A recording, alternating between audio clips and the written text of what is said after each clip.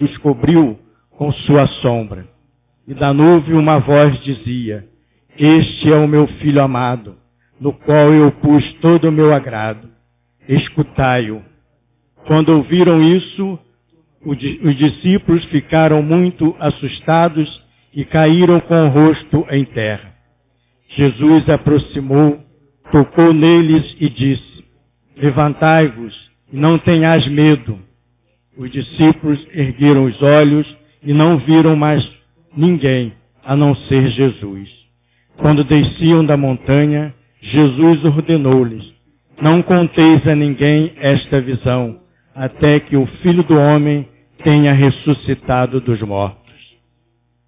Palavra da salvação.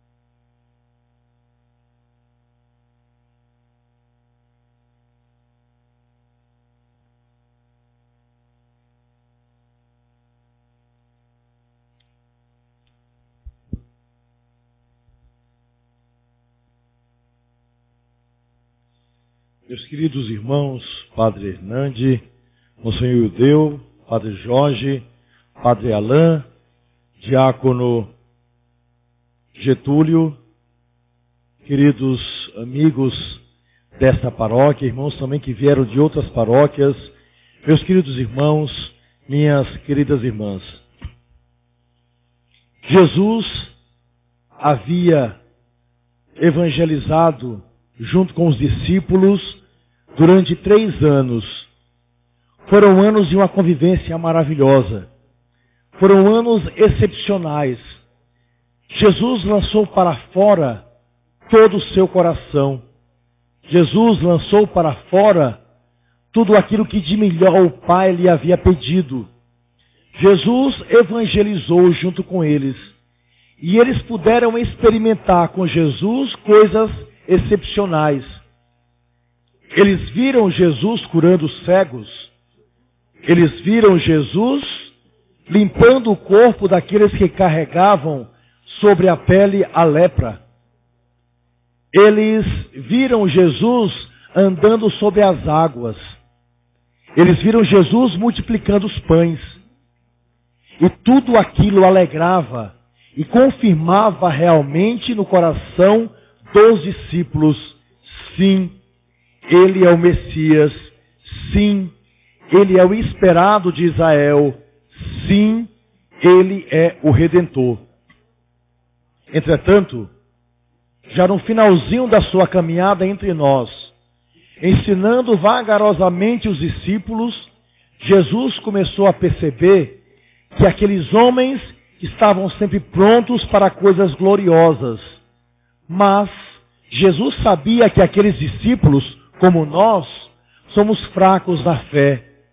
Que de vez em quando a gente duvida, que de vez em quando a gente fraqueja, que de vez em quando a gente até reclama de Deus.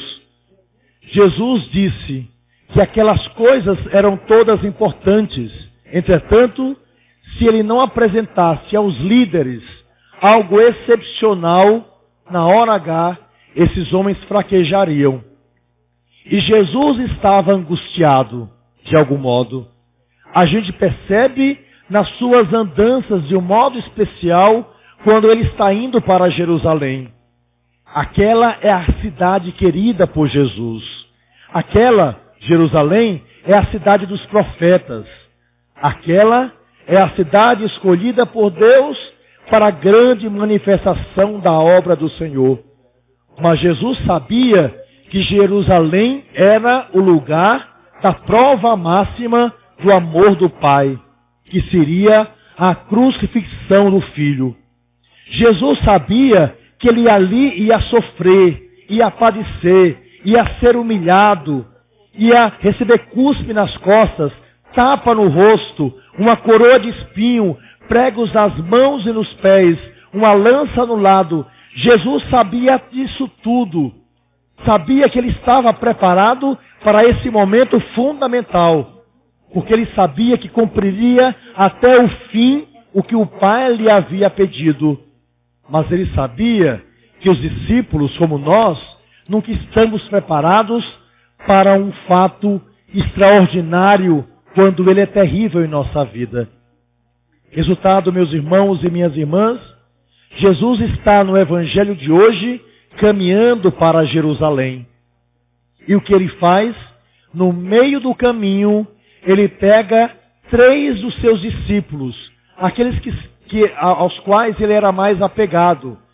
3 líderes da comunidade cristã nascente, que é Pedro, Tiago e seu irmão João, os 3, e resolve levá-los, de algum modo, para confidenciar as angústias, para conversar sobre aquelas coisas que haveriam de acontecer e preparar aqueles líderes para que eles permanecessem firmes, especialmente no grande momento da crucifixão. Mas Jesus, na verdade, queria também dar um sinal, diferente de tudo aquilo que ele havia feito anteriormente. Um sinal para que os discípulos tivessem a certeza definitiva que ele é realmente o Senhor. Assim, Jesus vai para a montanha. E lá em cima, algo extraordinário vai acontecer. Os discípulos estavam felizes por estarem com Jesus. Mas, de repente, ali, diante dos olhos deles, algo fenomenal vai acontecer. Jesus é transfigurado. Talvez a palavra seja bonita, talvez muito difícil, mas se eu pudesse dizer para vocês o que é a transfiguração, é como se nesse momento eu pudesse fazer assim e me transformar em uma lâmpada extremamente branca, clara, totalmente luminosa, como se o sol estivesse dentro de mim.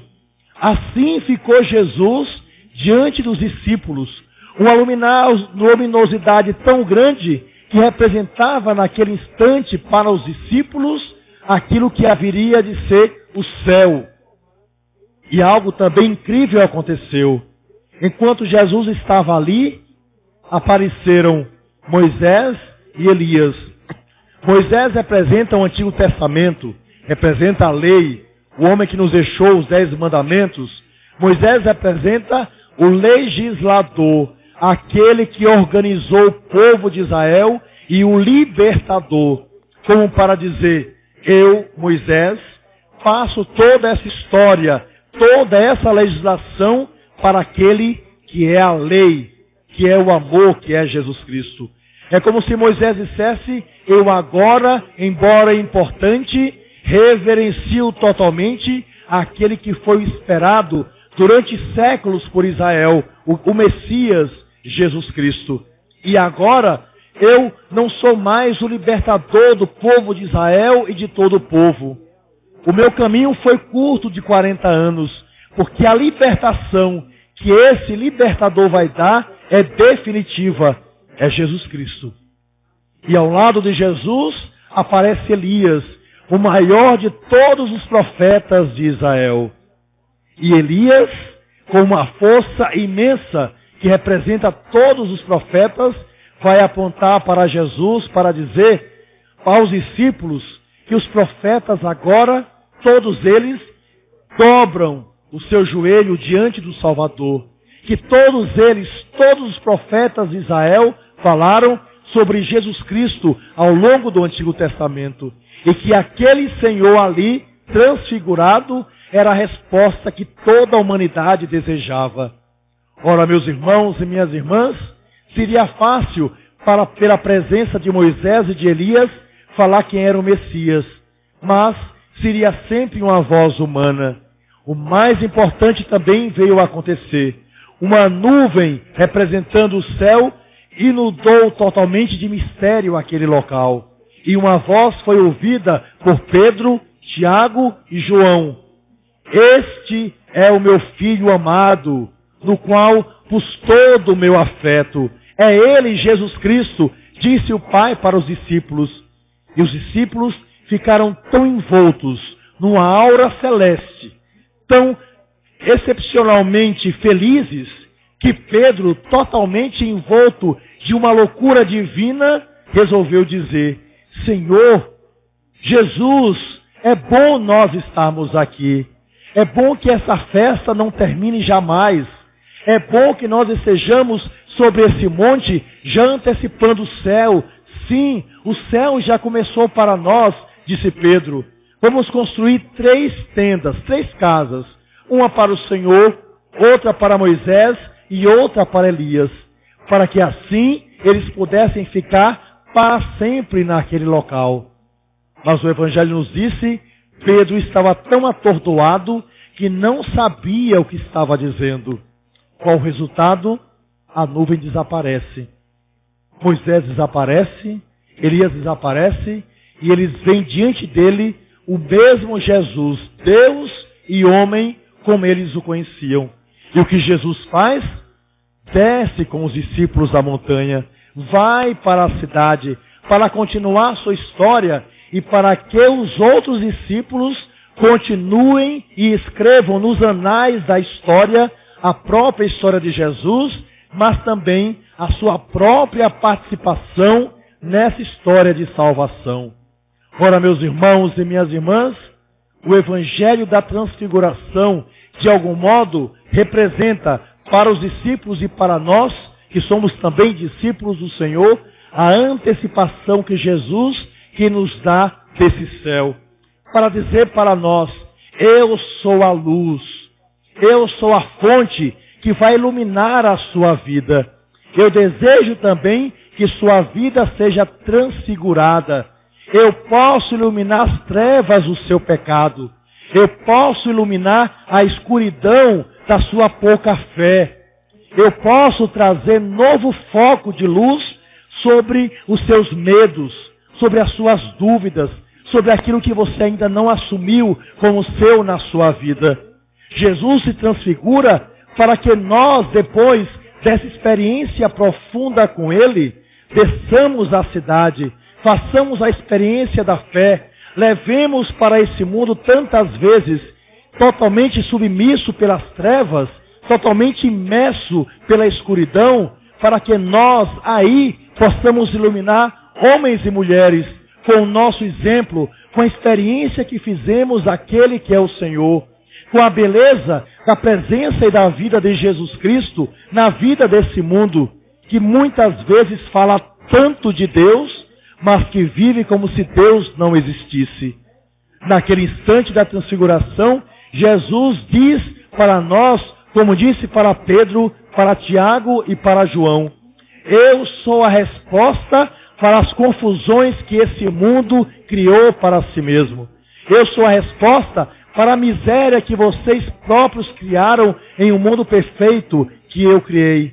Eu sou a resposta para que toda a miséria, fome, escravidão, todo tipo de opressão desapareça do meio de vocês. Eu sou a resposta, e você só vai conseguir a resposta para a sua vida se você ingressar nesse universo de luz que eu criei, não apenas para aparecer para vocês, mas para que você também possa viver e penetrar nele. Meus irmãos e minhas irmãs, quanta beleza na graça de fazermos a experiência daquele que é o Senhor. Hoje, o mundo necessita do nosso testemunho. Hoje, nós somos convidados por Jesus a fazer o mesmo movimento que ele fez com Pedro, Tiago e João. Ou seja, descer da montanha, sair dessa igreja a porta fora para falar para as pessoas que nós temos um Senhor. E nós só podemos fazer isso através do nosso exemplo, através da nossa alegria, através do nosso testemunho. Nós só conseguiremos chegar no coração da humanidade se nós tivermos consciência de que Jesus Cristo é realmente o Salvador da humanidade, o Senhor da nossa vida e da nossa história. Nós só penetraremos no seio dessa sociedade que pede a nossa presença sem medo, se nós tivermos a coragem de deixar para lá as nossas loucuras para falar a todos os homens e a todas as mulheres dessa experiência única de fé que nós fizemos quando encontramos e quando deixamos que Jesus nos encontrasse ao longo da nossa vida e da nossa história. Portanto, meus irmãos e minhas irmãs, é preciso conhecer esse Senhor. É preciso fazer a experiência dessa beleza. É preciso ir muito além das aparências das doutrinas para que a gente penetre pela verdade da fé na vida e na alma do transfigurado. Essa é a grande graça que nós recebemos hoje pelo Evangelho e por aquilo que Jesus nos pede para a transformação da sociedade onde nós vivemos. Sejamos felizes por experimentarmos esse Senhor, mas que essa experiência não seja egoísta de querer que o Senhor fique apenas em mim, mas que essa experiência de luz me faça iluminar todos os lugares, a minha casa, o meu trabalho, o lugar onde eu habito, pela experiência e pelo testemunho de quem conhece o Verbo da vida, de quem conhece a luz imperecível, de quem conhece verdadeiramente o Salvador da humanidade, porque é isso que a humanidade precisa e é isso que nós cristãos católicos devemos dar a toda a humanidade. Se me permitem, só para concluir, eu gostaria de contar uma historinha para vocês. Uma história que nos fala da necessidade de conhecer para amar. Que não basta apenas ser escolhido por Jesus, mas que é preciso conhecer aquele que nos escolheu profundamente para viver a beleza dessa história que deve ser definitiva. Eu ofereço essa história especialmente aos jovens que vieram encontrar comigo no dia de hoje, naturalmente aqueles que pertencem a essa paróquia, como também aqueles que nos veem pela nossa web TV. A história diz o seguinte: que um príncipe vivia trancado no seu palácio, no seu reino, e resolveu sair do seu reino para encontrar a mais bela mulher do seu país para com ela se casar. Ele saiu na rua e começou essa procura. Ele encontrou uma jovem que era linda. Ele disse: não é essa não, ainda não tocou meu coração. Ele encontrou uma outra que era perfeita de corpo, mas ele disse: ainda não é essa, preciso de alguma coisa a mais. Ele buscou aqui, aqui e acolá e encontrou uma moça que, quando ele olhou para os olhos dela, parece que todos os sinos da igreja bateram juntos. Foi um amor, excepcional.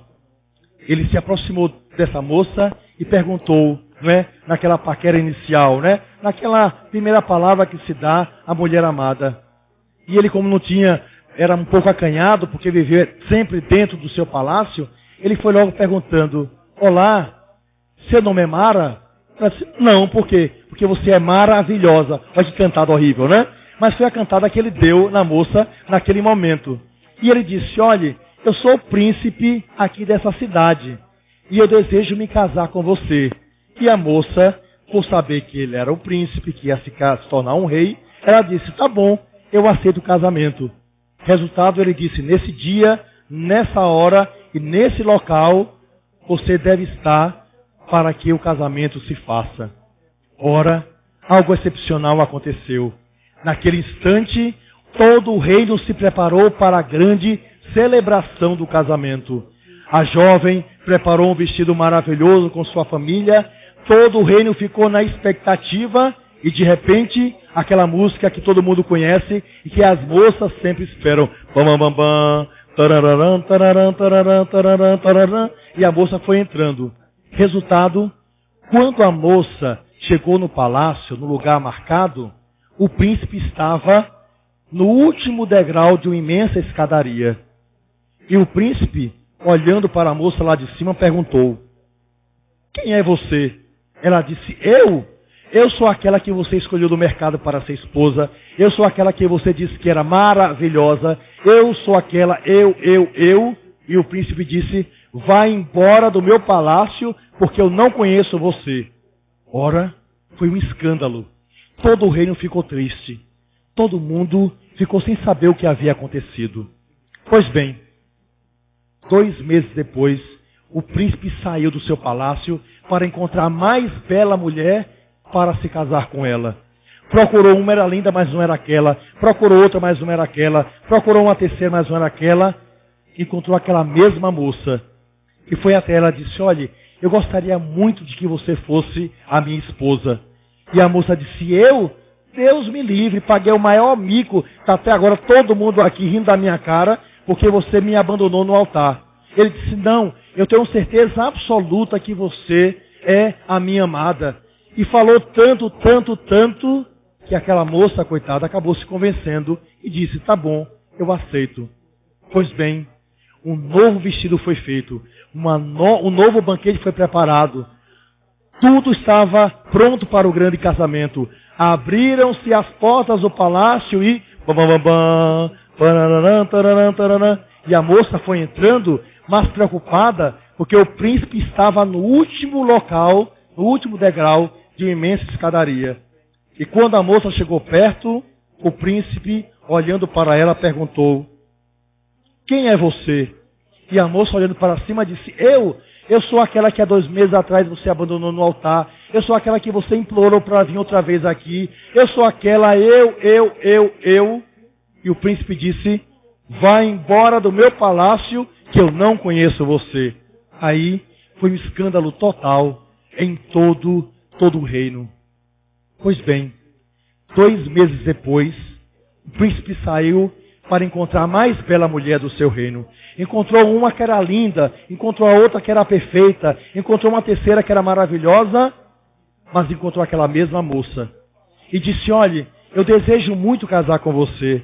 Você é a minha escolhida, você é a mulher dos meus sonhos. Você é o presente que Deus preparou para a minha vida.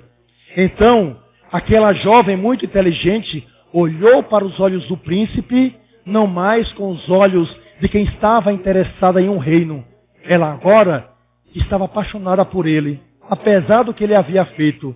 Ela agora sabia que por trás daquele príncipe existia um enigma, e era preciso ela decifrar esse enigma para casar com ele.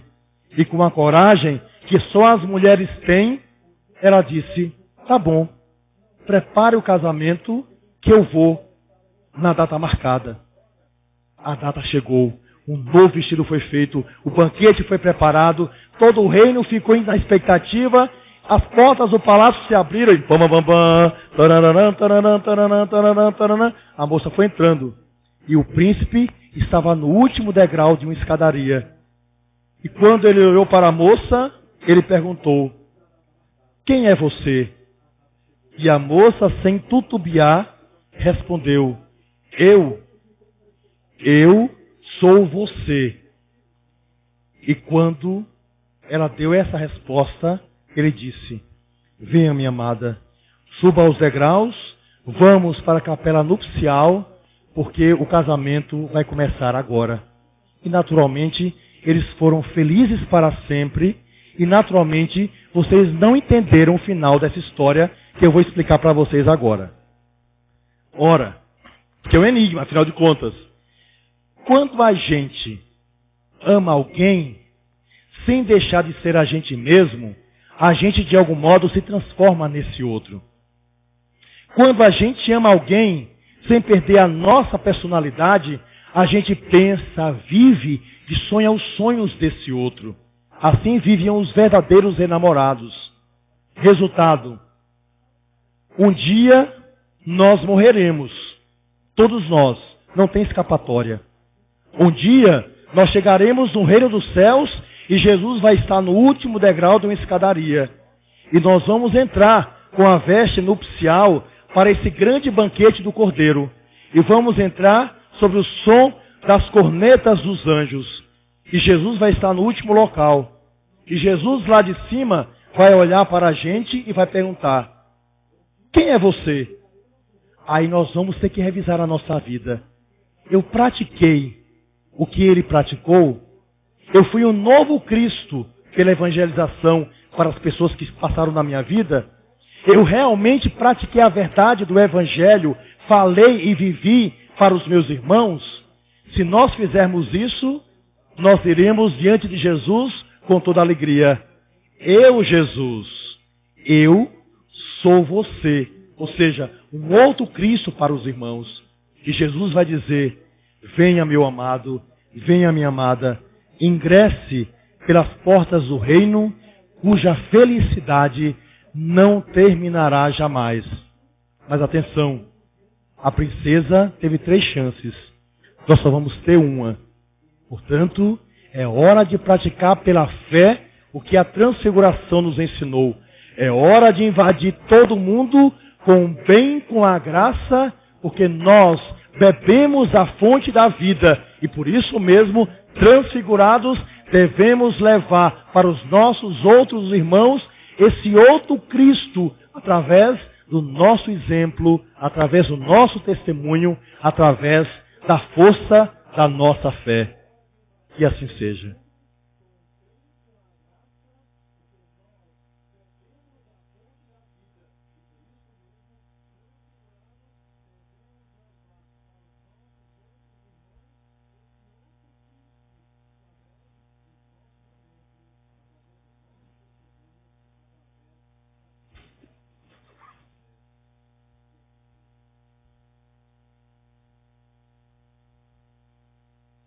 Meus irmãos e minhas irmãs, em pé, proclamemos a nossa fé, rezando o símbolo dos apóstolos. Digamos juntos: creio em Deus,